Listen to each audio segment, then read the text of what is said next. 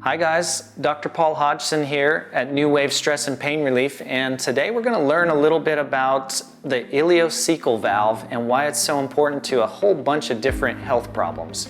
So the iliocecal valve is the valve in between your small and large intestine. Sits right about here on the body.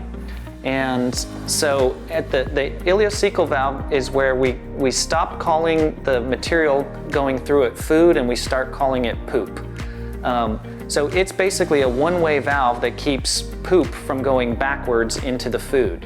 And it's a very important valve for, as you can imagine, for a number of reasons. We don't want the bathroom backing up into the kitchen, right? So now when the iliocecal valve is having a problem, it can manifest in a whole lot of different ways. Some of those being paralysis of the muscles stabilizing the pelvis, which leads to back pain and disc problems and the body, a lot of reasons why people would see a chiropractor. It can also lead to severe digestive distress, which as you can imagine, if the toilet backs up into the kitchen, that's not a good feeling. So we get bacteria that shouldn't be in the small intestine growing in there and kind of taking over. We call that small intestinal bacterial overgrowth, or SIBO. So if you've ever experienced a treatment for SIBO without treating the valve, you might not have been fully successful in that treatment of the SIBO.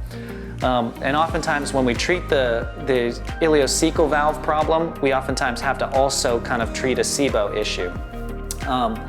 And then other issues that can go with this are triggering of autoimmune conditions, massive amounts of inflammation in the body, allergies kind of going crazy, and a whole bunch of other kind of unexplainable pain symptoms.